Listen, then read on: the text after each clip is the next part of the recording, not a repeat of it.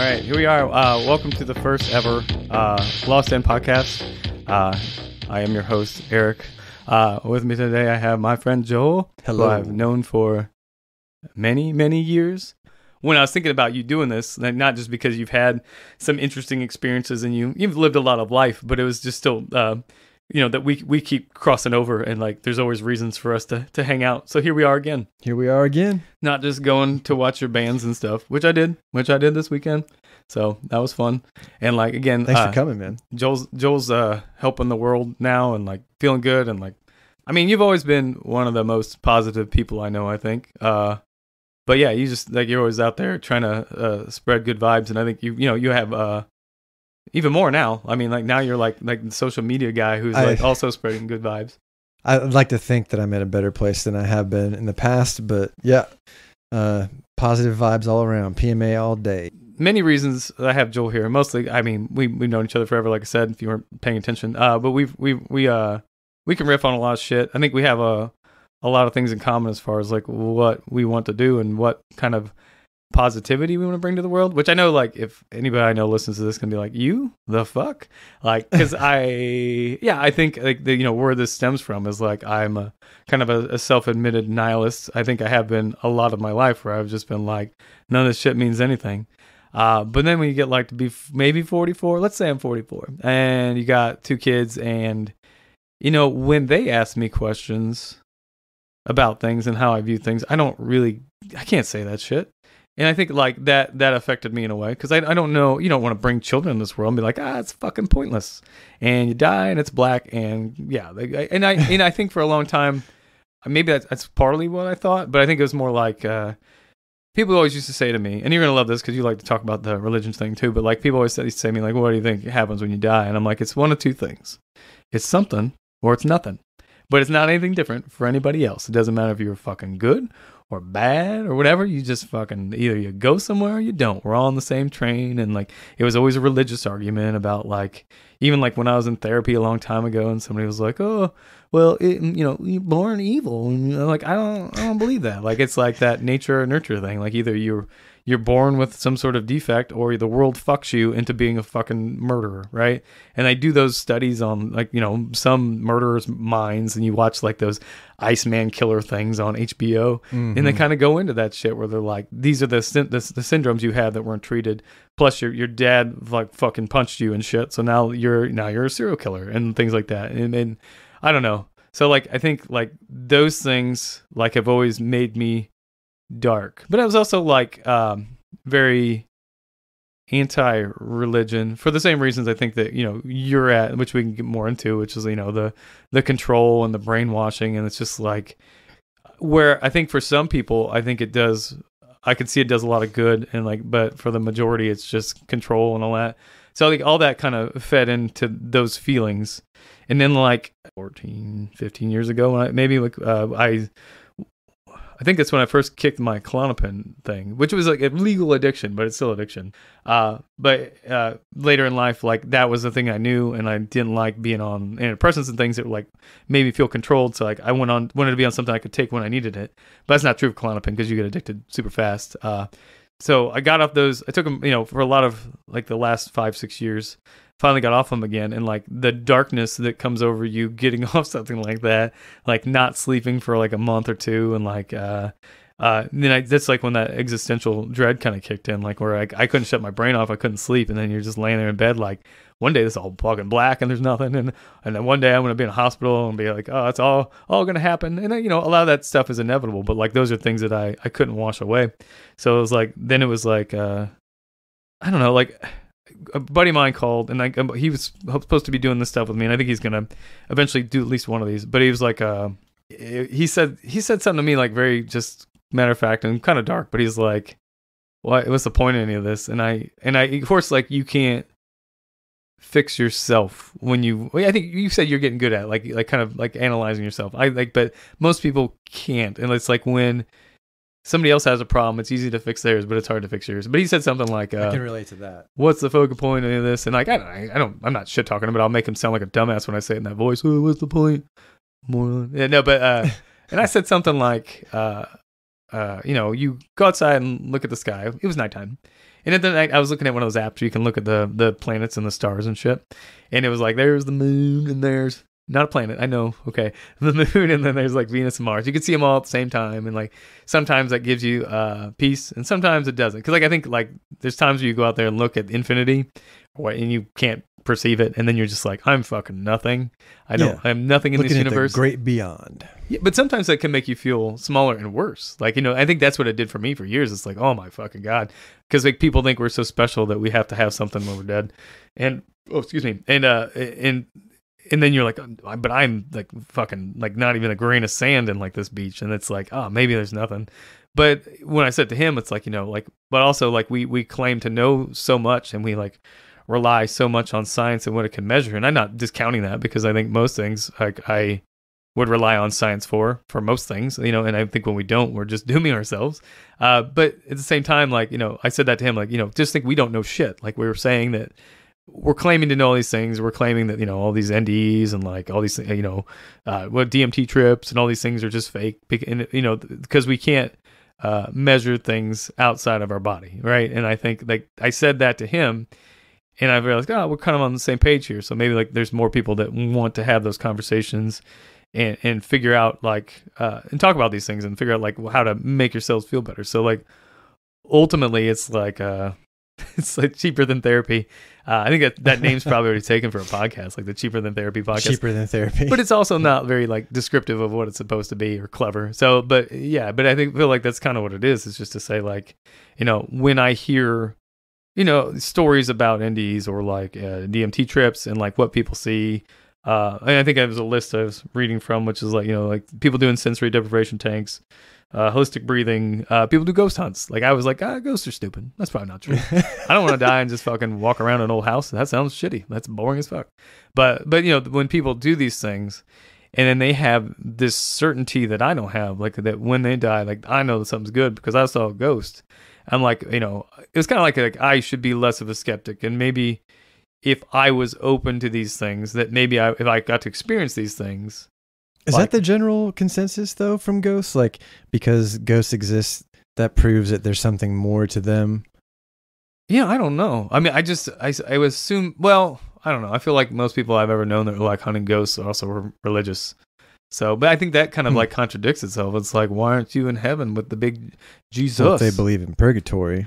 Yeah, that's here. Wait, maybe we're all in purgatory. Oh man, well, so deep, man. I mean, no, I don't know. I'm open to entertain all that. I think I've thought that before. Or as the great Crowbar says, existence is punishment. And I have a hoodie that says that, so it must be true. But I mean, I think all those things are potential. But like, I don't know. But I always think like, if I really believed that a dead person was fucking floating around the house, I'd be like, that. I guess there's something more to me than this. Because something is not physical, but it's there, and then you got all these the scientific people. They're like, well, the science of the soul is like you have electricity. Electricity doesn't stop, so it has to go somewhere. So if you die, electricity has to go somewhere. It can't just fizzle out.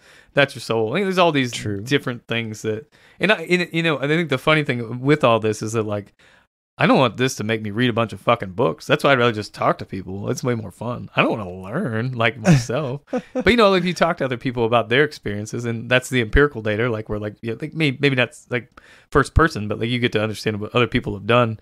And it's not me just, I don't know. I just don't see it's not as fun reading books. I literally have a couple books down there that are just on the subject. Like, it was a Visionary, Graham Hancock, where he just fucking does drugs and talks to his dad and shit. Not like that's who he is. Like I don't know if you've seen Red Fingerprints of the Gods or, I've seen some of his stuff. So he does cool shit, but it's like, I started reading it and I'm like, but maybe I need to do some of that shit. And that's what he's done to maybe like change his life. I don't know if he was like, again, like what he was before, and this shit changed him. I think he was always like believed in something, but I said I did at least one float sensory deprivation thing, and like I didn't see shit. My eyes were closed, and I was anxious, but like, I think it's like the Joe Rogan popularizes all that shit with like because he had a tank and the DMT thing, but like all those stories, like I kind of want to experience those things. I think DMT is kind of cheating, and also I'm terrified of it. But that's somebody like who does that, and like their life changes in a day, and you're just like, man, it does for some, yeah. Or I mean, I know people that it hasn't too, but like I think those would be interesting. But like the things that I can try, and again, like invite people, like we were just talking about it before we started recording this 3 times because I wasn't satisfied with how it started. It's bullshit. But ghost hunting was the example. But like, I would love to go spend the night at a haunted place and be like, I hope I see some shit. I probably just laugh, but I don't want to, like, I'm not making fun of it. I just don't know. Like, I would like to do more things that would experience more things beyond me. And like, that's out of my comfort zone, which all of this is, though I'm pretty good at ranting at you right now. But it's like, it's out of my comfort zone, but I would like to go, like you said, it goes to that asylum that's, you can pay money to spend the night in, you know, but I want to get a group to go down and do that sometime. And we should, but if we document awesome. it and then like, you know, I don't know, like I said, in my mind, it was always very documentary style where it's like, we're, you know, just recording as we go, and then maybe go do that and kind of record part of it, whether it's video or not. I don't know if I'll get to that point, but like, and then play clips and talk about it. Like, so let's go do that. And then like the next week have a podcast and talk about like what we saw and play clips, and then, but also interview people that do it more frequently, or like interview somebody that does it more frequently and then go with them. And then you have like a whole different like perspective, because it's like, I'm a professional ghost hunter. I don't get paid shit, but like, you know, but maybe they have a podcast. I don't fucking know. But you know, I feel like, okay, so if you're a professional ghost hunter, I feel like you're maybe a professional bullshit artist instead. Yeah. But there may be, you know, like I'm on the fence with what I believe with that. Like, I know that there's some like energy that I felt with other people in the same room with me. Yeah. And we've like, I think that I may have seen something one time, but I can't deny the experiences that I had with like 5 people in the same room where we heard footsteps and things like running around at the top of an old actual hospital. Well, I think kind of stuff. Like, the problem comes with monetization, right? Like, if you start a podcast and that's all you do, or something like that, as an example, like you have to have content, so maybe you're more likely to believe it. But sometimes with larger groups, maybe not 5 people, like there's like hysteria that goes along with it too. I mean, I remember being in places when I was younger and people were saying it was haunted and believing it. And maybe it was, I don't know. Maybe it was like older, like historical places in you know, around here and stuff. But yeah, but I think that'd be fascinating. But yeah, if you're making money off of it, you have to see something all the time.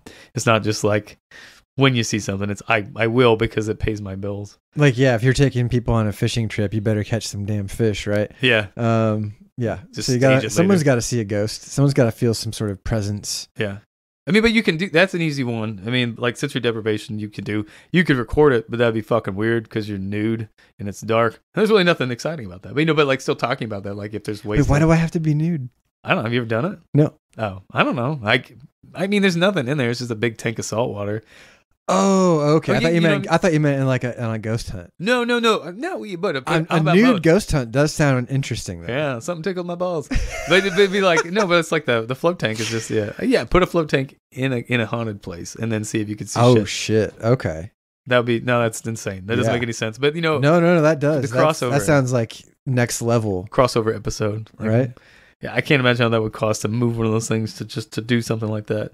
But then the other thing I think was like a holistic breathing, which is when people do I watched videos on it. But again, like those are like things that anybody can do. And again, if you had people who are listening that were like, if anybody listens, and if they're interested in that shit, like those are things you can also do. And then go interview somebody that does it. And I would feel weird about doing it, but a lot of this is vulnerability, is like having somebody record you do it, like, or just set up a camera. And then, because I think people cry and they feel shit they haven't felt by just breathing weird. I watch videos, but I think all those things are like accessible to people. Now, like I said, when you're talking about DMT and shit, like, can't recommend it. That's fucking way out there. Also, like, you know, NDEs. Let's not do Flatliners. If you don't know what that is, you didn't watch 80s or 90s, early 90s movies. I don't know. Like, can't. I don't know that I've actually seen the movie Flatliners, but I know of it. They did a remake at some point, so it should be a next gen type shit as well. But yeah, they die and they go to see what's after, and then they pull themselves back out. But that movie's like mostly horror. It's not like anything good happens. I need to check that out. I definitely need to watch that and see what they do. It's like Kiefer Sutherland way back when. Sense. Yeah, but I mean, but again, like if you do all these things and they're all accessible, but again, like inviting people to do them as well, and then like share their experiences, or if you already do them, like, you know, part of it's like, sharing after this, share the email, share all the stuff, wherever you click on this podcast, wherever podcasts are sold, like have all those links. And if you want to be a part of this and you want to share what you've done or you want to do these things along with it, then just message and let me know. And like, I want to create like a list and like be like, this is the shit we doing. Let's do it together and like figure out what you guys, if you guys want to participate. So I don't know. I think it might be interesting. It might not. I'm hoping that there are more people in that same page that may be interested in doing that quote unquote journey. It all sounds so corny, and I think, like I said, it sounds worse coming from my mouth just because I've always just been such a negative shithead, like most of my life, to just all of a sudden be like, oh, I'm going to do something beneficial and like good for my mental health, and also I'm going to share feelings. Though I'm a good talker, I'm not really good at talking about myself. So, though I probably disproved that in the last 15 minutes, just fucking babbling at Joel while he's just fucking annoyed as shit. Shut up. I thought I was here to talk too. And you are, and we're going to talk. But yeah, the first part was just kind of trying to set that up and like where that came from. But it also came from like, I was listening to Steve-O's podcast of all things, and he was interviewing Kevin Smith. And he was talking to Kevin Smith about Kevin Smith died, or whatever, or almost died because of his heart problem and all that, right? And at the end, he started telling Kevin Smith all the things he believed in NDEs and all this stuff. And it was interesting to be the first person who like viewed Steve-O as an intellectual, which was me, to be interested in like all the things that he said about what he thought and he was talking about the podcast that he listened to and what he thinks what happens when you die. And it was kind of like unprompted, but he just kind of started sharing those things with Kevin Smith, and Kevin Smith was kind of interested. And I thought that was kind of interesting too, because I was like, Steve-O's, of all people's take on like what that is, like was very interesting to me. And I was like, if other people shared that, it's also kind of like can be therapeutic to understand what other people are doing. But he also talked about what he listened to, and he turned me on to this NDE podcast that was on I don't remember, on public radio. What's it called? NPR. Yes, and I listened to it, and I listened to like these like Get High DMT things too, which is kind of like that Joe Rogan piece where people talk about the things that they see, and they don't really dive into it. And then the ones that are just about DMT are kind of just about their trips, right? And like they don't really talk about like how they feel and things like that. And like I think that's the part that I thought was interesting. Was like, well, what did you where were you before? What did happen to you, and like then where are you afterwards? Because like I said, like a buddy of mine like who did DMT like doesn't feel different. Like he had an experience and he had voices and things like that all common people do, and it didn't change for him. And but I think he wanted to hear other people's that did, and like why they felt it was more meaningful.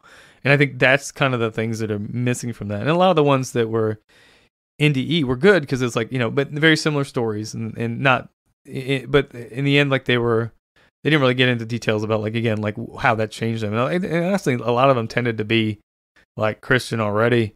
And then when they talked about what they saw, they were just like, it was Jesus, and that was it. And it's like, well, sometimes that feels like weird because it's like you feel like that's where it's supposed to like transcend all worldly religions, or and I guess we'll talk about it, but like or is that just what you see because it's familiar? Like what does that mean? Because if it's I feel like you just like sold out everybody else's shit by just being like, saw my shit. By the way, you're all fucked and you're going to hell. Like it just ain't happening, right?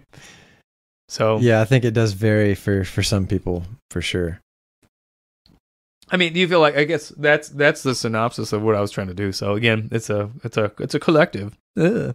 So yeah, I don't know. Is there any questions you have about that? Again, like you're speaking for the world, aka for people that may listen to this, who may not understand like what I'm talking about. I mean, does that make sense to you? No, all that you just said makes sense. Yeah. And now it's recorded and I have to put it out there and try not to feel like a dumbass for some of this shit. But that's fine. It'll be all right. I mean, so again, like Joel and I known each other forever. And Joel himself has once died. And he came back. Or he's let me check your pulse. Put your arm out. Just kidding, don't do that. But no, and experienced an NDE himself. So it's kind of like fortunate that like, we already had this connection and he's already experienced something that was otherworldly. But like in the same breath, I guess and I'm pretty sure we've talked about some of this stuff before. But again, like probably I don't know, was it 20 years ago? I don't fucking how long we known each other? Probably longer than that. Probably like right about that, maybe actually. Yeah, it's been about 20 years, I think. Right around 2003 was when I started with Spicoli, and that was ending and right before An Apparatus. Yeah. So sometime around there, I was starting to go to bars. Yeah. Yeah. Yeah. So 22, 23, something like that. Yeah, but you had, we'll get into, but to start with, like, before we get into like NDE territory, I think it's more like the formatting is important. Is like, where you started from and like what your upbringing was and like what shaped your, like, not just like, it's about like, what happens next, but like what shaped your beliefs and what did you believe like growing up before that, and then we'll talk about the NDE itself. Sure. Well, yeah, I mean, I grew up in the Mennonite church it was a very small town, Shipshewana, Indiana. Our whole upbringing with Mennonites was like community and being neighborly and helping each other and that sort of thing. And people always ask me, like, were you guys like Quakers or Amish? And now it wasn't really so much like that. I mean, I'm not dressed like that. I mean, I dressed up for the podcast, but which nobody does. I mean, you are on your TikTok, so I guess that's fine. You dressed up for TikTok. I'm just fucking with I'm you, also wearing a button-up shirt, which never happens, so just be proud. But yeah, it's I always tell people we just studied the Bible, and that was what it basically was like just worshiping God based on the Bible. Seemed pretty normal to me. That was like the normal growing up in a religiously oppressed town and county, essentially, where you were weird if you didn't believe in God. To most people, it kind of seemed like that. So yeah, I did that whole thing, and sort of in my church, there was a whole lot of focus on the cross country team for some reason.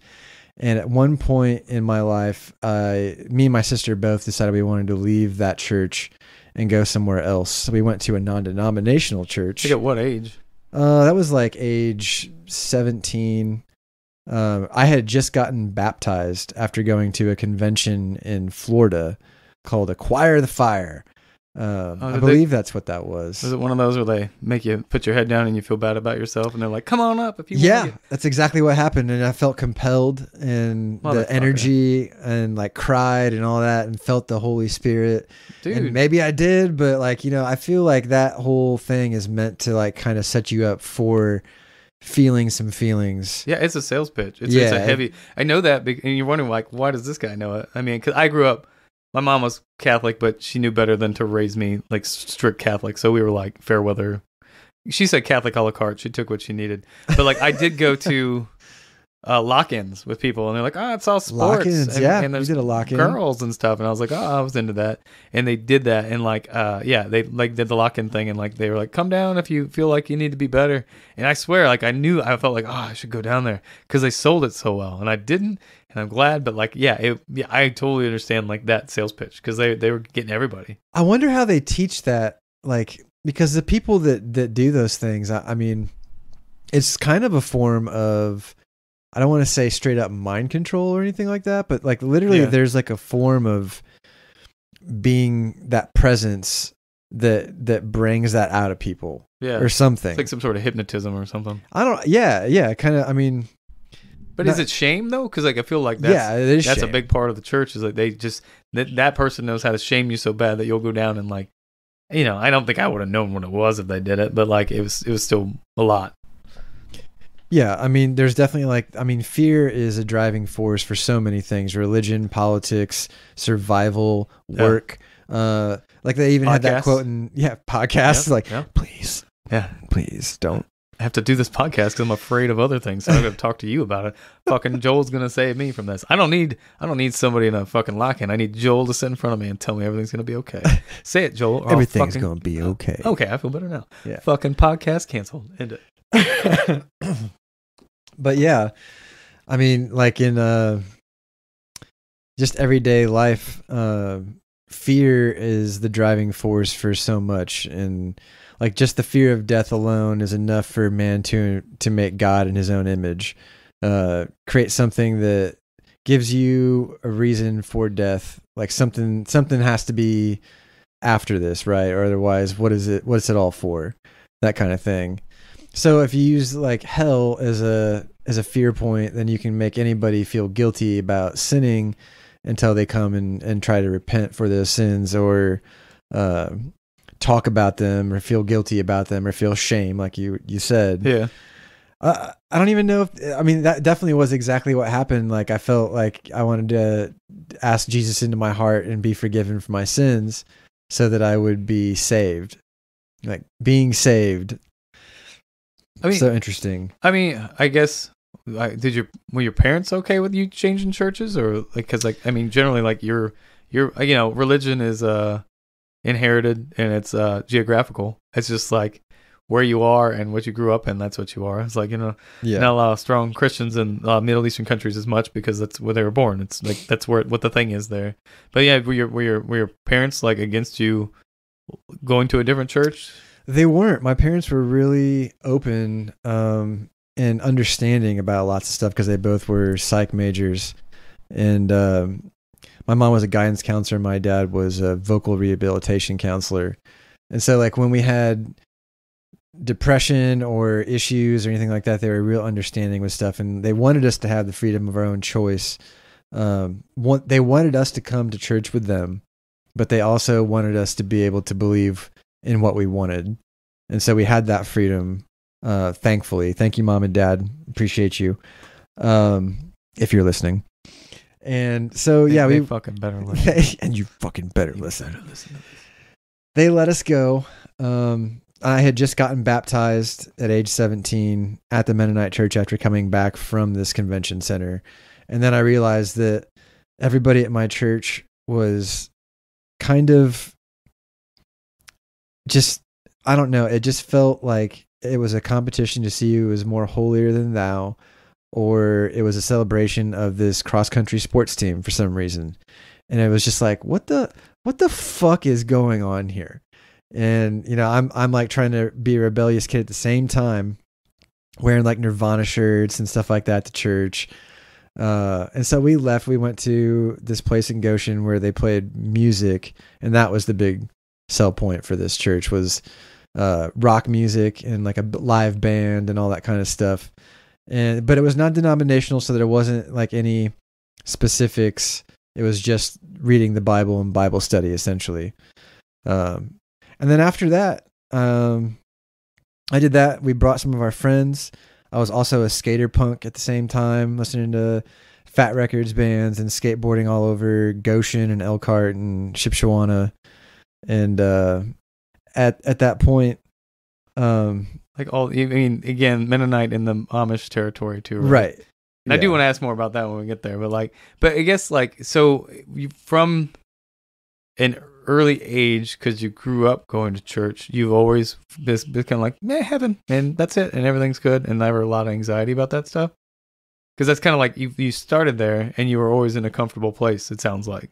Yeah, pretty much. I'm jealous of that, but not jealous, but not, because like I'm glad that I had struggles to figure shit out and still figure shit out. But like, there is, when you raise your kids and you don't really, I mean, my kids know about religion, but they don't tell them what they have to be. It's like, you can choose to do what you want, but like it's also like taking away a comfort where most of the kids are like, yeah, grandma's in heaven. And I kind of, like, I don't discourage those types of things. Like, we'll be with them someday, but like, I don't say those things. Like, I don't say, but they hear it from other people, and but they also hear what you were saying. I'm gesturing wildly with pen, Apple Pencil. Let's be specific. But that they'll go to friends' houses and they'll be like, I want to go to church with them on Sunday because they play music and they say the fun things that they do. And I'm like, but you don't realize the other boring shit that they do, which is the rest of it. I mean, again, went to Catholic church, which is really bad on your knees. Like, it's stand up, sit down, kneel, stand up, sit down, kneel, right? Shake hands and say peace be with you to people, and ignore the rest of the shit. Oh, maybe there's a bat flying around. The bat flying around makes it interesting. At least I like that part. But yeah, so I mean, but again, like, so you being raised with that, like, there's always a comfort, and there's always like never worry, because I think I've seen in my kids before that there's some anxiety about that. So I do talk to them about like kind of these things because they weren't raised with it. So it's like, and I honestly, I've talked to him a little bit about kind of specifically this in this podcast for that reason too. So, but you always felt like that was a thing, and there was never an anxiety, or did you ever question it? Well, anxiety about that particularly, or other anxieties in general. I mean, I guess both. I mean, because I was diagnosed with ADHD when I was 9, and around that same time I was in therapy. I was suicidal. And Nintendo saved my life. That's kind of part of our connection too, is video games. Yeah. And yeah, so that I always was kind of an outcast kid that was a little out of control, hyperactive, and I didn't connect with a lot of people. So I was depressed at a pretty young age, and then that kind of continued until I started smoking cigarettes. There was always some good, and then always some like what I would call rebellious behavior. So smoking at age like 14, not like regularly a pack a day, calm down everybody. But by 16, I was smoking a pack a day. And that went on for a very long time. That was your anxiety medicine? That was my anxiety medicine, yeah. The other medicines I tried were like, they kind of made me a zombie. And at one point, I was on Zoloft and had a bad reaction to it, and they thought maybe I was bipolar. So they did more tests, and it turns out I wasn't bipolar, but I did have manic depression. And smoking seemed to kind of make that hide. I like hit it with smoking, at least something related with that. And I still feel that connection whenever I stop. Like it's like it comes back. Like there's this darkness that is just always there. No, but yeah, I understand. I've been on. I did an escape room with my oldest in like it was like an insane asylum. Mm-hmm. Shame, I'm like using the insane asylum along with mental health. Oh, because it goes there. And we were talking about like we should go sleep in one that's full of ghosts. But like there was like part of it was like to get out, you had to find the 4 medicines or what they were, like through the clues through the insane asylum. And there was like 10 different medicines. And number 1 was this, and like you had to figure out what number 3 was this, and you had to push the 4 in the right order, and then they would come out and you win. Spoiler alert. If you go to that one, all the medicines on there, I've been on every one of them, and I just laughed, and like I didn't say it to my kids or her friends, but like I was like, I've literally been all those, and some are antipsychotics and some are anti-seizure, like they're all related, antidepressants. I was like, I've been on every single one of those, and currently on nothing. But I understand like I mean, we all self-medicate to some degree. Like it's just what you do. Cigarettes is an interesting way to do it. So I'm curious, like how that did it. But I'm no doctor, so I don't have to get into it. But. I really couldn't tell you. All I know is that there's some sort of anxiety that goes away, as a comfort. I don't know how that works. But. Yeah, well, I mean, for ADD and things like that, sometimes it's just a habit that occupies you. That could be part of it. Yeah, for sure. Anything to quiet, like just sitting alone with your own thoughts. Yeah, I suppose. To occupy. I know that like I have smoked cigarettes, but probably in the worst way. Also because I smoked more weed than I smoked cigarettes, and I'd smoke a cigarette, and they're like, "Why are you holding that in for so long?"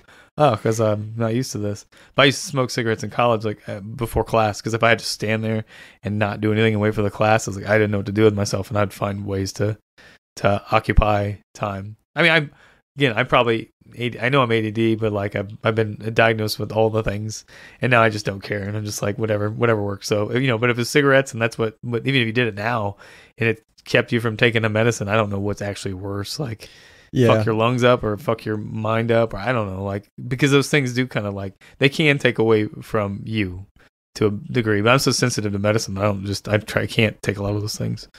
Kill me. Yeah, I didn't feel like myself on some of the medications that I had taken. Yeah, that definitely was a thing. Yeah. But after going to this church or whatever, I eventually moved to Bloomington, Indiana, after I graduated high school, and I was like for the very first time on my own. And so I didn't have rules to follow from my parents or anything like that. I lived with my friends and in Bloomington. They were going to college. I wasn't. I came down there to do an apprenticeship for recording apprenticeship with a guy that recorded and was the assistant on The Wall from Pink Floyd. And I met the guy, saw that he was making mic preamps, and his studio was awesome. And I decided, because I had just started learning how to do it myself and had recorded like one band, I didn't want to learn with him because I wanted to continue on my path that I was like figuring out this stuff. I don't know why I decided to do that. I kick myself every day after this happened because I would love to make microphone preamps today, and I could have gotten a wealth of knowledge on how to do that. But anyway, I'm there. I arrive and I like party for like 2 weeks straight. I get drunk, smoking weed, and I hadn't really prior to this done that. I never went to parties in high school. I think I like went to one and tried a beer or a Zima with a couple of friends one time, but didn't really ever get into anything. I was a decent kid. I didn't really get into a lot of trouble. Yeah, there's one thing you didn't cover that was going to bother everybody. That all the 4 people that listen to this, including your parents. Did you run cross country? No, I did not run cross country. Did we ever figure out why cross country and Jesus were related? I just don't know, man. I really don't know. I could almost guarantee you to this day that they still just fucking love it. Like, it's just so awesome up there. I don't get it. Like Hoosiers with basketball, and then the Mennonites and cross country teams. Yeah, and put that together. You know, it's funny. Like, speaking of the Mennonite thing, I said I was going to ask you, and I didn't. Was like, nobody ever fucking understood what a Mennonite was compared to like Amish. Especially like, I mean, I grew up on the east side, and like we'd see like people. I mean, I don't think you were ever like, they never dressed like, but we saw like people that like were dressed super Amish and like driving cars. And we're like, oh, they must be Mennonites.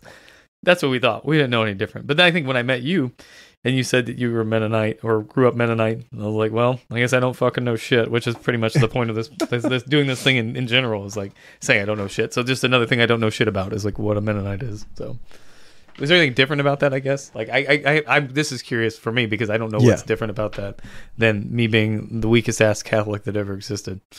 Well, I think it kind of depends on the area that you're in. Well, you're in Amish territory, right? So, like, it seems like it would be the strictest motherfucking Mennonites of all time. You'd think that. Well, I mean, so everyone there, we pretty much were just like regular people that had power and wore whatever clothes we wanted.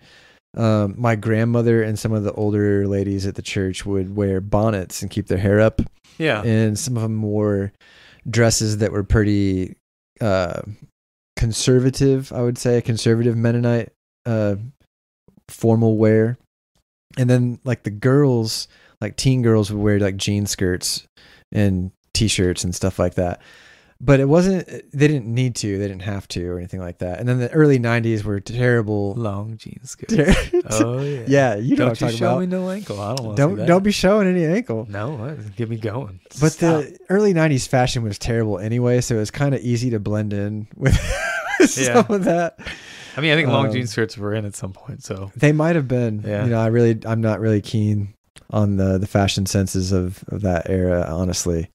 Because I had a bowl cut. I was dressing terrible. MacGyver was my idol when I was a kid. And I'm like pretty that sure haircut. I've seen some of those pictures. But it wasn't like any stricter than anything else then, or no? It did feel like it was, well, it didn't to me because that was my norm, you know? Yeah. So like being able to judge it from an outside perspective, I think people would be like, what in the fuck is going on here? Yeah. But like in my family or at my house, it wasn't much different than what you would see like on like Full House or something like that. So it kind of seemed normal, but like the Quakers and the Amish definitely were no power, like wearing conservative like suspenders and the same, like they would make their own clothes and everybody had to wear like a certain color and that kind of thing. Like that was very strict to those religions.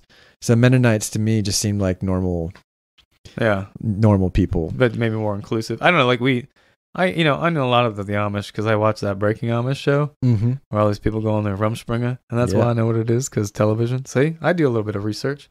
So that's all I really know from it. Like I went to some parties that they were having during Rumspringa, and interesting, man. Some of the wildest parties I've ever been to in my entire life were those. Yeah. Well, so when I was in Bloomington, I started recording bands, and I started recording my first band, The Unraveling Complex, or Weapon X, that was like a substantial thing for me. I was in a couple of bands in high school, and that wasn't gonna. Well, I don't know. I can't say that, but so I was in a band called Malingen, and I was in a band called the Renegade Pyro Ninjas, and I was in a band called the Yellow Llama Clan. Which was really interesting. We had a lot of and still have some fans. This is ridiculous, but yeah, it was not good. That was not a good band, but definitely fun, lots of fun. But it taught me a bunch of stuff, and so I'm recording this new band, and I go home to hang out with my friends. And we had this place where we used to play in a band called the Renegade Pirate Ninjas there. And it was at my friend's house, and they had this like, not cabin, but it was like a separate house, very small little. Like a guest house? Yeah, like a small guest house. Mother-in-law suite? And that's where we had practiced as a band at that point in time. So when I came back, we were hanging out, and we started smoking weed and partying together, around that time before I left and went to Bloomington. And when I came back, like I was pretty skilled at partying. So like we had a lot of fun. We had a little party. We drank a bunch of booze. And then one of these nights I came back over, and we decided to all roll up some joints. This is still in Bloomington? This is back home. Okay, after you learned to party. Yeah, learn to party, learn to record. And you were just visiting back home? And I'm just visiting back home. Okay. And how old were you? I was 19 years old.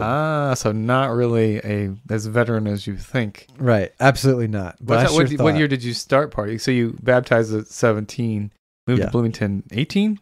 I was... This is a quick turnaround. Yeah, I think, I was 18 because... When I came back, it was the summer, so it would have been after that. Maybe it was 19. I moved down when I was 19. So was the baptism what turned you bad? No. Yeah. Was it that you because you left the Mennonite church and you went crazy? Well, I was just on my own, and I had been so repressed. My whole life. That's kind of what I was getting at. Like, like that's why there's a Rumspringa. Is it like a baby Rumspringa for the Mennonites? But again, like, you don't make it sound as strict, but I feel like it's stricter than you're saying, because like it sounds strict. I don't know, because I'm not very smart. I don't know. Well, just because I hadn't done much, then it was like when I was on my own and I didn't have any restrictions, it was like, okay, let's go. Let's fucking go. Yeah, dude. And so then I was learning how to be a new adult. On my own. If it makes you feel better, I know that when I went to college, I had only drank once and smoked weed once, and that was it. And then I went to college, and it was kind of like, same thing. Like, let's party. Yeah, right. I don't have a good story about it though. I don't have any stories because I don't remember it. So you're gonna have to tell your story. Well, so I come home and we decided to roll up all these joints, and I wanted to show him my new album that I had started recording, and I was like real proud of. So we all piled into a car. And we also were taking these pills called Coricidin. They were cold pills that came in a white box with a purple label on it, and they used to make them. We're gonna censor that for the one child that listens to the other three people, so they don't know how to get fucked up per Joel's. Well, you can't anymore. Here's the thing. So it used to be that you could, but they coated the pills with things that made you throw up.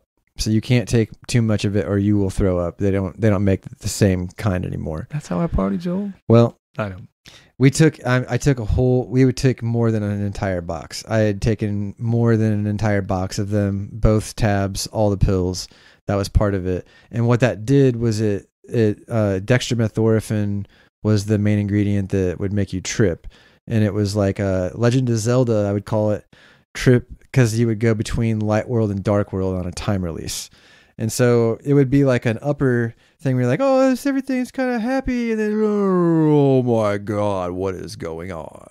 Like, you chose to do this to yourself? I mean, when you say Legend of Zelda Link to the Past is probably my favorite game of all time. Yeah, so dude. If that's the case, game rules. I wish I would have met you sooner. No, I'm glad I didn't meet you sooner, but I'd be in. Well, I'm glad I stopped. I mean, I didn't do it. Is it like Robotripping? Like the people who drink Robitussin? Yeah, Robitussin is a similar thing, but this is like the next level of that. Essentially, it's stronger in this pill form. You took and a it box? had the highest dosage, yeah. So I overdosed because of that. So basically, we're in the car, we're listening to this music. Everyone's hotboxing with their own individual joints, and there's like at least 5 of us. And so we're passing them around, and I start to feel lightheaded, and my heart is racing. And so I'm on these drugs, and Like anxiety or too fucked up to notice that it's maybe a problem? Well, it was kind of both. There was anxiety because it felt like there was maybe a problem. I didn't want to like be like the guy who was like braking or anything like that. Yes. And so we had somebody in the car who was trying to get their medical degree, and I was like, "Hey, it doesn't feel. Tell me if this is bad." And they checked my pulse, and I'll never forget. He's like, everyone's kind of laughing and talking, and just kind of stopped, and he was like, "Dude, that's not good." And I was like, "Oh shit!" And so like I got out of the car, and they kind of stayed in, and I walked over to the porch of this place, the guest house that we were practicing at. And I sat down on the porch and I put my head in my hands, and I just remember hearing all the sound around me just pitch shift down, like,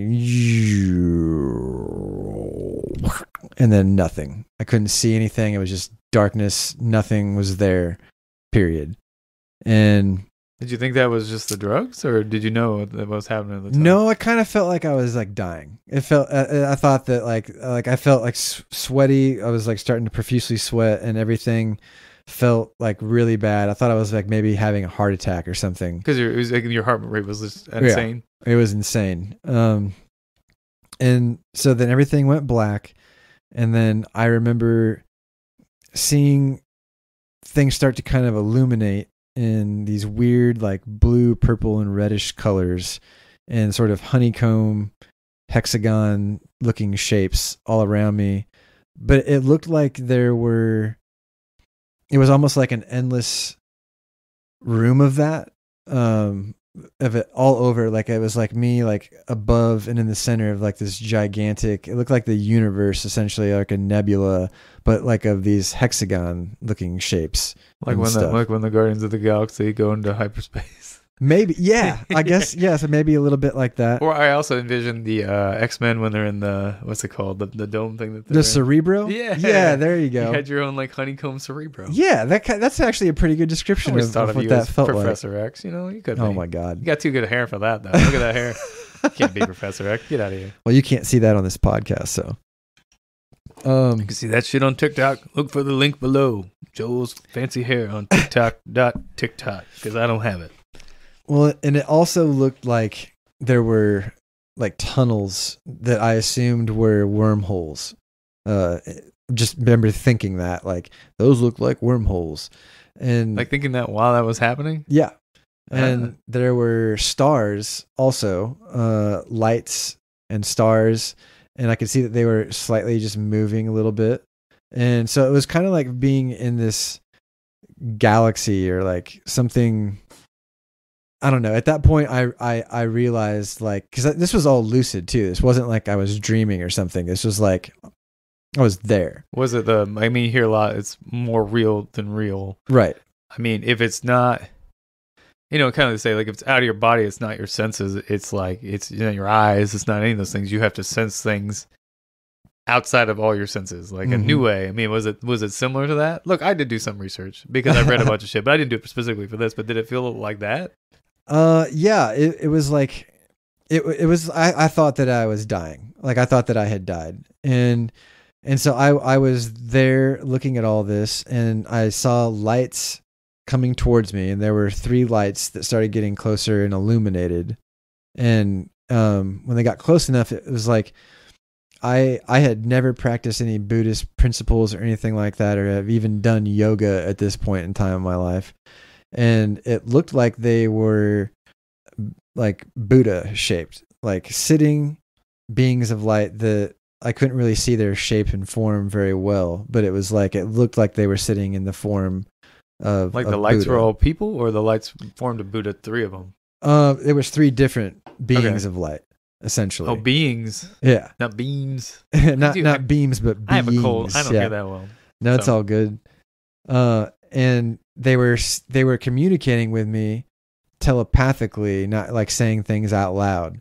And I just felt that they were telling me that God was love, and that nobody really understood that, and that literally it was the interconnectedness of everything around us and through us, all the beings in the world, like being connected as one.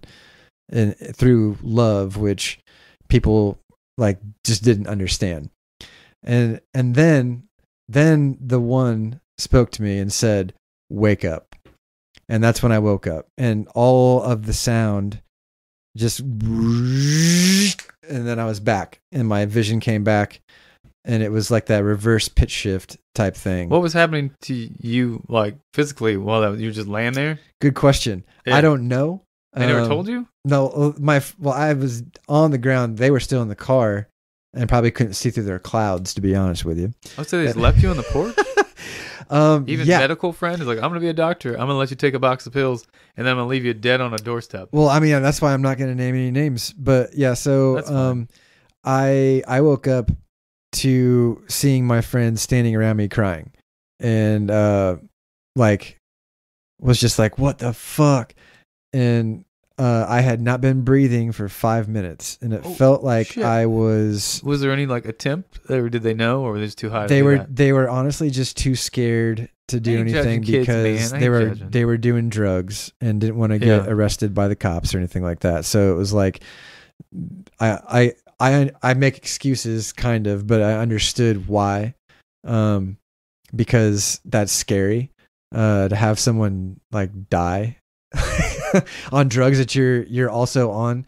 Yeah, well, but you worked at Wishard. You know that like when that shit happens, they just drive you and throw you out of the car at the emergency room. It doesn't matter. That's how it works. You got shot. Like they don't stop. They just throw you out. Just and roll you out. Some of these hospitals are just used to that shit. Sometimes you roll directly into a body bag. Yeah, I don't know where they do that in fucking Goshen. Take them to this Amish hospital. I'm just kidding. That's not a thing. We also worked at a hospital where we saw a lot of Amish folks. We did. So we definitely worked at a hospital together. I think my first experience was at Wishard when they took us to the walking past the morgue and seeing a dead body in a bag.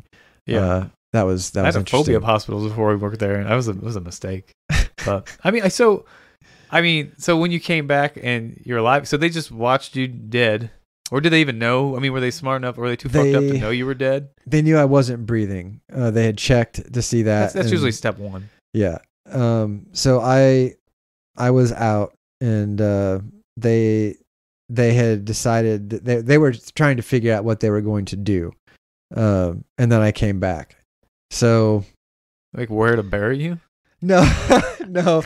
I mean, I don't even remember what they had told me because when I did come back, it was just like a rejoicing thing that started happening, and I was like, I'm gonna start going back to church. I believe in God again. Like I had gone away from the church as a whole at this point, and before this happened, and so like.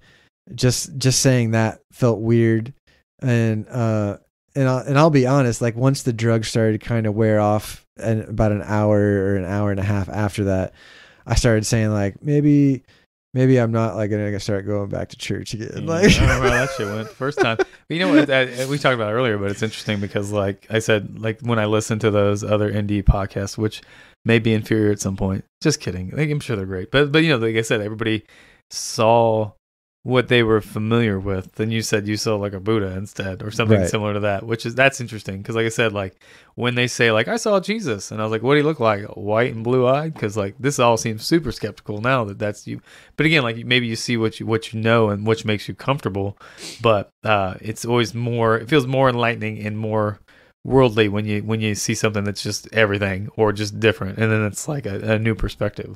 But when you're in the, I guess like to get into details like that, if you remember like when you're in your cerebro, like when you saw these honeycombs, what did you see pictures in those? Like when you said they look like, you know, like portals or some stuff, like what was in them? Not pictures inside of them. I mean, literally it was like a lot of colors and yeah, it looked like, I don't know how to describe. It was like being in a hive, cerebro, in space itself, and sort of like an endless galaxy inside of a nebula, sort of like all those things. If you could picture it all together, that's pretty much what it felt like I was in. And it kind of, I don't know, to me, it felt like it was like and maybe this was part of the telepathy stuff that they were just like feeding me information, but it felt like it was like a station like I wasn't going to be there forever. So maybe that was purgatory, or at least that's kind of what I think now. Yeah. But when I was there, it didn't feel like that's what it was for sure. But not like a place where they're gonna leave you. Like it's just a transition. It felt like it was supposed to be a transition. You can't station. see what's beyond, because then you're permanent. Like yeah, but I again, like no expert. I've listened to a lot of them, but like it seems to be like a familiar theme, like that people see. And again, but those are the things that like add weight to it and make it seem more legit when like people see those same things, and then especially if like they've not researched it. You know what I mean? Like then like it's something that nobody gives a shit about that when they're that young and just partying. Well, they care about when you're 44 and you're a mess. That's what they care about. I'll definitely touch on that as well, because I did recently in the last few years do research on it, and then and especially just recently I'd found the most research that I have done on it, because I decided to do something for TikTok and gestures to talk about my experience on TikTok. But yeah, man, when the weirder part about it was the first time I realized that maybe there was a connection was years later in 2012. Let me see so that was 2000. So then 12 years later, I met a friend who did DMT, and he told me basically the same experience. He did DMT, saw beings of light. They told him the same message, that God was love and that nobody understood that message, except they charged him with the purpose of taking that message and spreading it. It was his purpose in life to do this. And he was an atheist before he had this experience. And afterwards, he was no longer an atheist. He was a changed man at that point in time and did spread that message. Yeah, but he didn't find like, I guess like, probably just a spiritual person, or like, I don't think I may find, like, it'd be interesting if somebody found like a specific religion. Like, I'm Jewish now. No, I don't think you can, honestly, from what I experienced and what he was saying, and what other people have said. Like, I honestly can't say that you would find a religion. You would probably find the truth that your religion was debunked. Yeah, I mean, but again, those are the people that like that.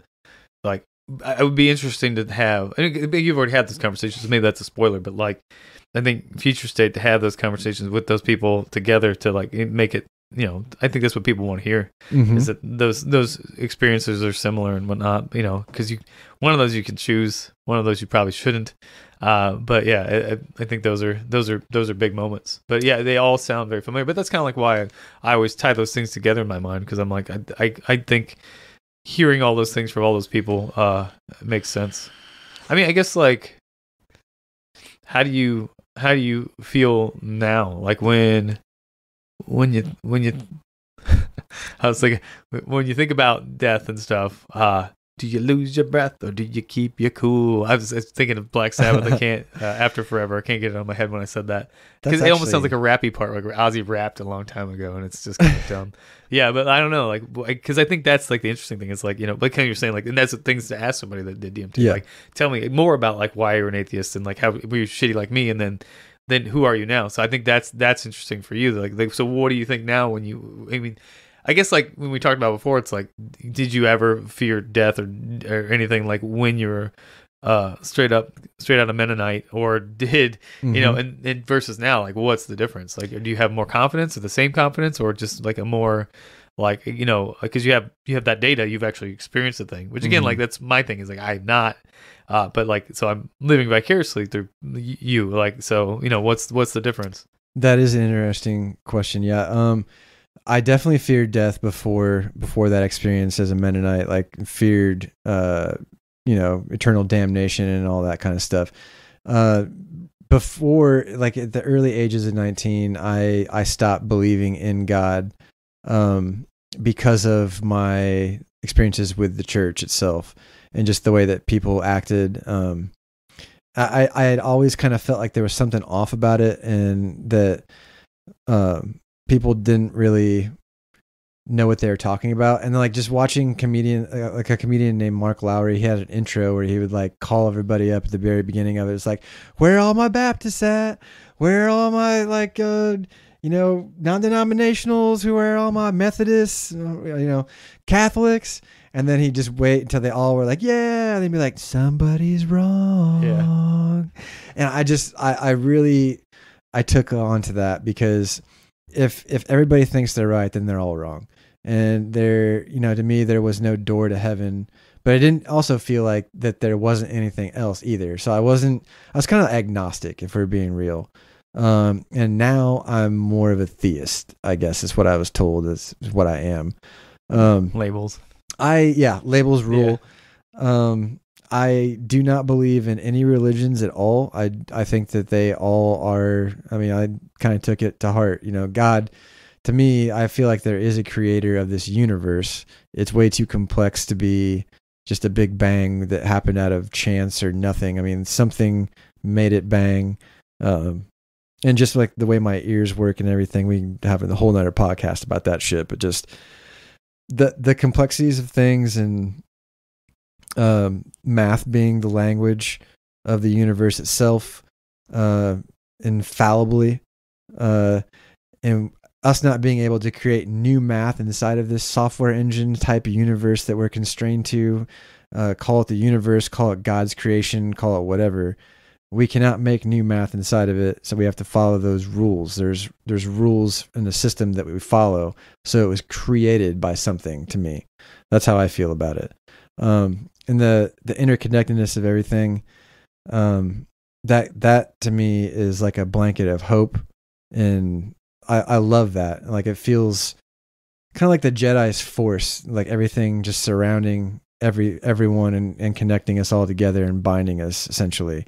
That love that they were speaking about.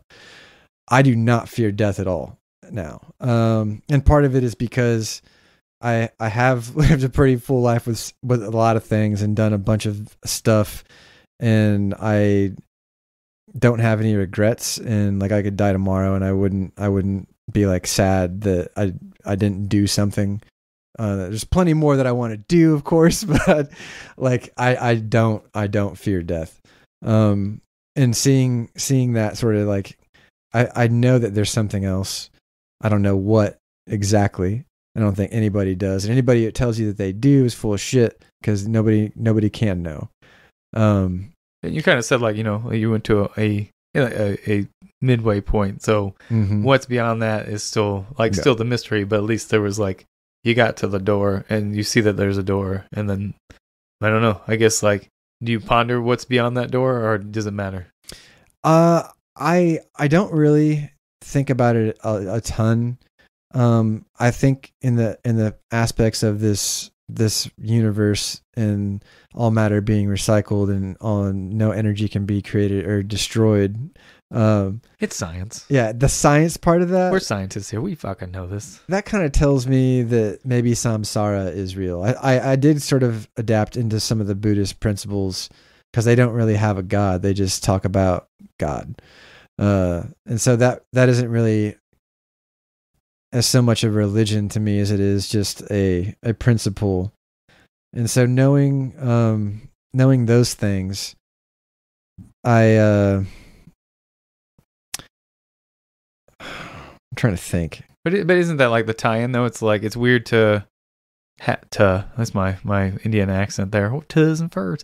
What is that when now you look at those things from religion, like again, like, but I was more like, it's all dumb.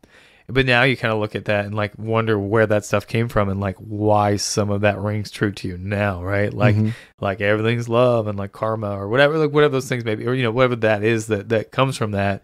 And then you question like, how did those guys come up with it? Because I'm pretty sure that like they didn't get tablets on a fucking mountain or some shit that told them what to do. Like a lot of that's like man-made, but like something had to happen to people to bring some of this truth that makes sense to people now, right? Like that's outside the magic, like that. I don't know, like you're saying, like, if everything's love and like, or, a lot of people that have these NDEs are like, they feel like they go back into the everything. Like you're an individual and you go back into love, and love is everything. And we're all the universe experiencing itself. But like all these religions, like, well, a lot of them have like these same ideas, and you just wonder like how they got them. And a lot of people, it's kind of like with that book I was talking about, like they think that like these people were doing these drugs and like the DMTs and the ayahuascas and things, and seeing the same things that people are seeing today. But they took those things and like turned them into religion. Like I saw a dog-faced person.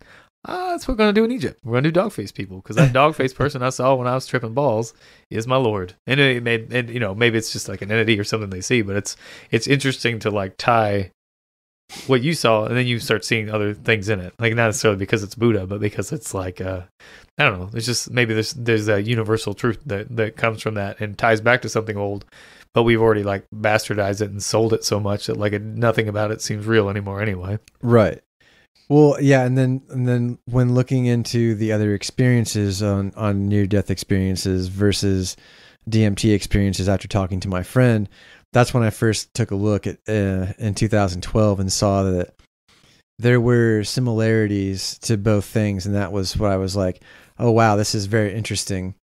And that took me down the path to the pineal gland, and that being the source of where your the DMT secretes from inside the pineal gland in our heads. And every living thing on the planet secretes it when they are born and when they die. That is actual science. And so if I was dying, that makes sense that was happening.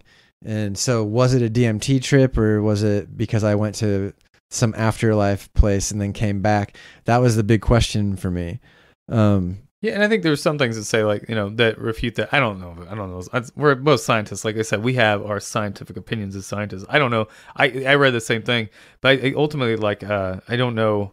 That still has to be, like, people say that's like part of like evolution. Like we've evolved into having these NDEs to make us feel better.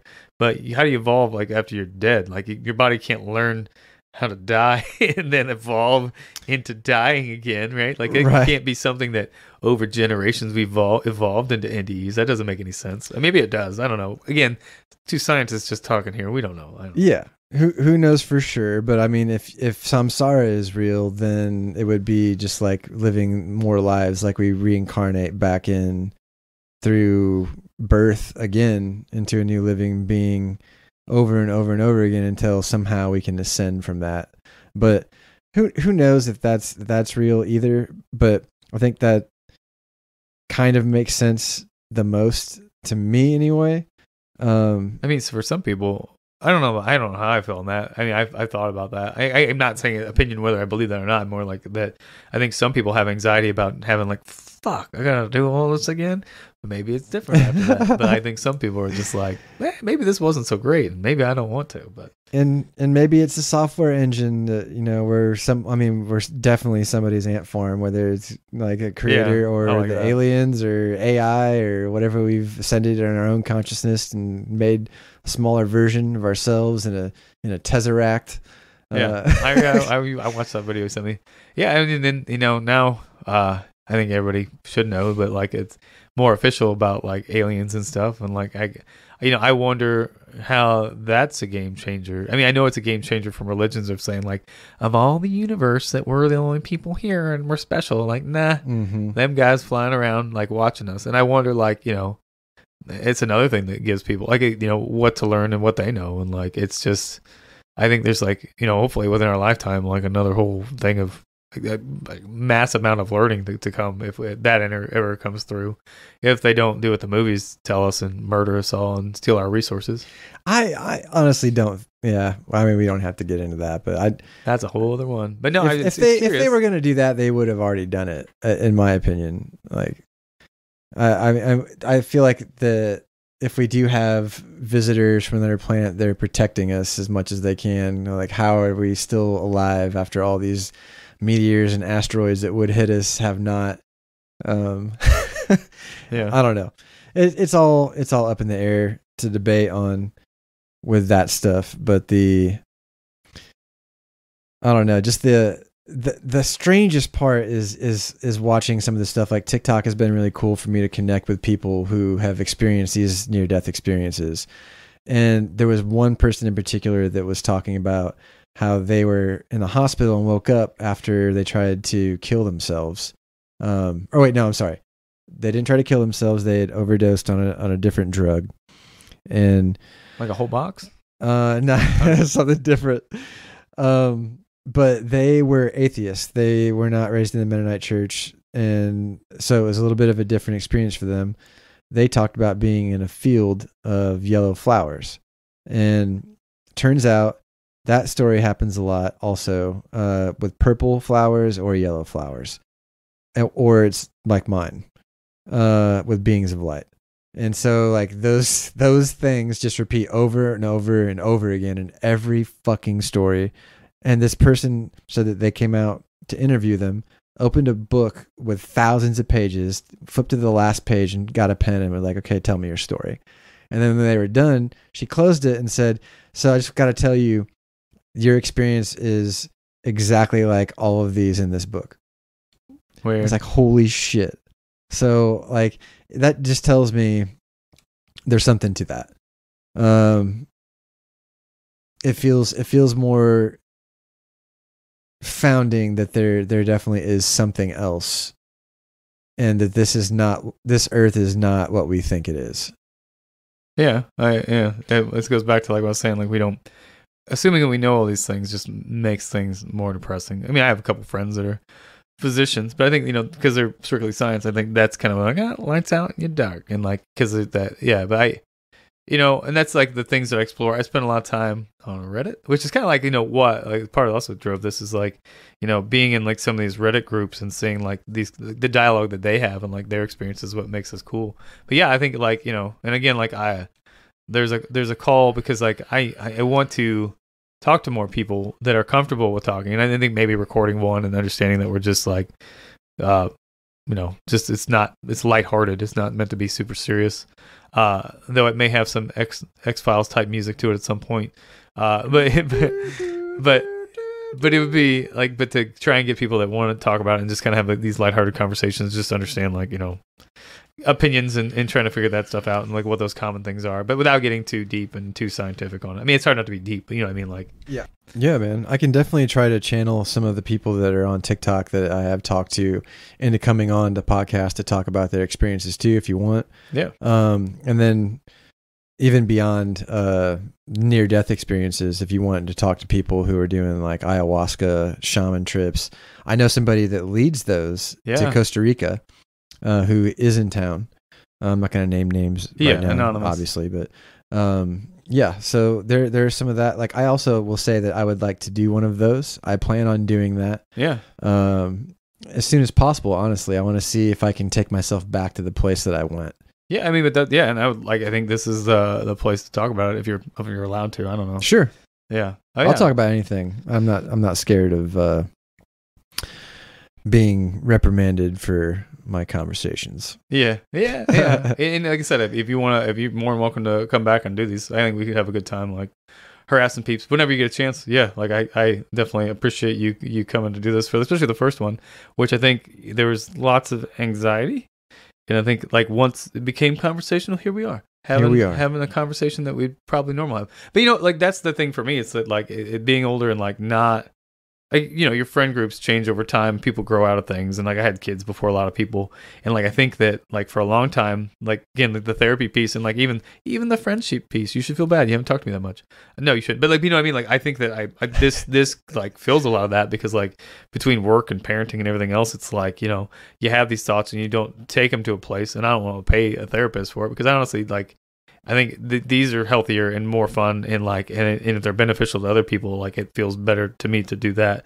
And again, it's just like, we have a reason to hang out and have a couple drinks and just to talk about things. And I think it's more fun that way. So yeah, like it's not just, it's therapy. I do agree. So yeah, so I appreciate you doing it. No problem, man. You want to plug your TikToks and stuff Well, there's probably 5 people listening by now. There is there's like 25 people watching right now. Oh, holy snap. Shit, guys. Well, I'm glad they can't see me because I'm ugly. Thanks for watching. That's pretty cool. I mean, that's more than like this is just recorded. It's not even out there yet. So yeah, do you want to like put that up there or anything? I mean, I could put your links below too, like because Joel, I guess you should say is that what you've been doing on TikTok is important to say because I think you should be promoting that as well. Well, yeah, I mean, I guess you could say. I mean, I wouldn't say that it's like super important. All I'm really doing on there is like telling my stories in a very open way. Like I will literally interview myself and be multiple personalities in these interviews and go back and forth talking to myself about stuff and exposing my bullshit, exposing truths that I grew up with. I try to spread awareness about things that I think are important that other people probably are like, fuck you, dude. And that's what the internet's for. Right? Yeah, that's what the internet's for. So like you come on my page and you don't like what I'm talking about, well, you can just fuck off. So, and that's kind of how I deal with trolls. Basically if anybody comes on there, I just, like, if there's going to be a comment that just starts some shit, I just say you're right. And let them roll with it. Like think whatever you want. I don't really care. But if you're gonna get crazy or say hateful things, I'm gonna like delete your comments and block you. I mean, there's just so many people just fucking dancing on there, so you have to feel good that you're just not. I mean, maybe you should once in a while. You should be like, here I'm voguing, and people can't say it, but then religion is bullshit. Strike a pose, and then you could like at least like then you fucking blow up. You're doing all the things. Oh man. No, I do daily mindfulness reading with a DBT deck and go through its dialectical therapy flashcards, and it's really, really fun to read those. It seems that there's a lot of engagement surrounding that and just positivity, trying to spread awareness about stuff that surrounds that. While doing the Macarena. So you could tie that in. Yeah, that's really dated all the things that I've said. Like I don't know any new dances. I don't either. I've never really been much of a dancer itself. Just seeing Betty White dab, I think, is like the most impressive thing I've seen in the last 5 years. I can get down with that. Yeah, rest in peace. I think she's dead. Yeah, she is. I mean, she was ancient, so yeah. No, cool. Yeah, so like, yeah, we'll share that link, and like I said, like people want to participate, come in, but also go see Joel's shit, though he's not dancing like we'd like him to.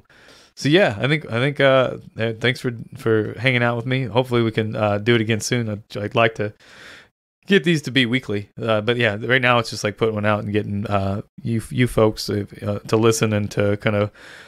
Sign up and then maybe get a few more people on. Maybe do a little group chat and like have a little bit more, make it a little bit more fun. It'd be good. Absolutely. Not like we didn't have fun, but yeah, yeah. So thanks. So all the links and fun stuff will be before. I think I said like my oldest did the YouTube stuff before. And it's like hit that bell before and hit those reminders and click subscribe. I don't even know what this shit looks like because guess what? I haven't posted one of these yet, so I don't know what any of the fucking buttons look like. So when you find the fucking buttons, push the buttons if you like it. If you don't like the buttons, don't fucking push them. I don't know. Smash that subscribe button. There you go. But yeah, thanks. And like we're gonna call this a wrap and get this shit going. And then you work on my soundtrack and we'll go from there. I will, man. Thanks for having me. I really appreciate the time just talking to you about all this stuff. It's really awesome. I like that you waved, but then I realized you're still on the old TikTok. So like we just wave to them. I just talk with my hands. Oh, okay. Yeah, me too. All right. All right. Thank you. Yeah, Matt, what does he say? Smash that subscribe button. Blah, blah, Smash that subscribe button. Fuck that shit up. Air horn. Oh, I gotta edit that out. That was so bad. All right. Thank you. All right. Bye.